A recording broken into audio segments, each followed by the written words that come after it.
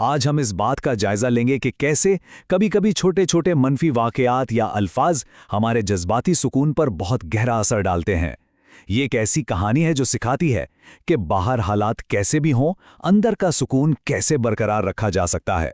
ये एक बहुत ही आम तजुर्बा है। किसी की कही हुई एक बात, एक तल्ख सा जुमला और बस अचानक सारा दिन भारी लगने लगता है। जहन में जैसे एक शोर मच जाता है। असल में मसला ये नहीं होता कि क्या कहा गया, बल्कि ये होता है कि उस पर हमारा रद्द अमल कैसा था। हर तकलीफ दे लम्हे को एक पत्थर समझ लें। ये वो जज्बाती बोझ हैं जिन्हें हम अक्सर अनजाने में अपने साथ जमा करते रहते हैं।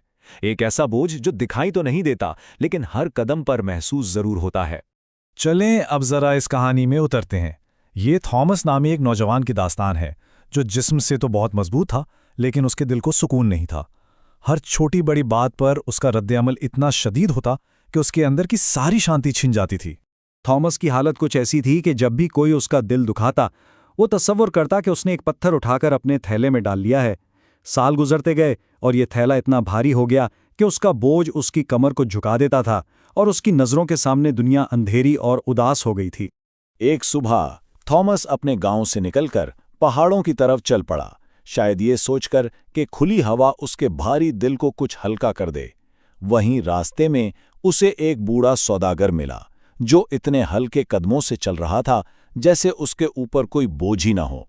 इस बूढ़े सौदागर की नज़रें बहुत तेज थीं। उसने थॉमस के चेहरे की थकन और उसकी झुकी हुई कमर को फौरन ही भांप लिया, और बस इसके इन चंद अल्फाज ने एक ऐसी गुफ्तगू शुरू की जिसने थॉमस की जिंदगी बदल कर रख देनी थी। और यहां से कहानी का सबसे अहम सबक शुरू होता है। सौदागर थॉमस को उस बोझ की हकीकत समझाता है, वो बोझ जिसे वो इतने सालों से अपने कंधों पर उठाए फिर रहा था। सौदागर ने बहुत खूबसूरती से ये फ़र्क समझाया। जब कोई तकलीफदेह बात कहता है तो वो तो अपना पत्थर फेंक कर आगे बढ़ जाता है, वो शायद भूल भी जाता है। बोझ तो तब बनता है जब हम खुद झुककर उस पत्थर को उठाते हैं और अपने थैले में डालने का फैसला करते हैं। असल बोझ दूसरे के अमल में नहीं, बल्कि हमारे अपने रद्द अमल में छुपा है। हम खुद अपने सफ़र को भारी बना रहे होते हैं। ये इतनी सादा मगर इतनी गहरी सच्चाई थी कि सीधा थॉमस के दिल में उतर गई। ये सवाल बहुत अहम है। अगर ये बोझ हमारा अपना इंतखाब है तो इस इंतखाब को बदला कैसे जाए? अच्छी बात यह है कि ये कहानी सिर्फ मसला नहीं बताती, बल्कि उसका एक अमली हल भी देती है।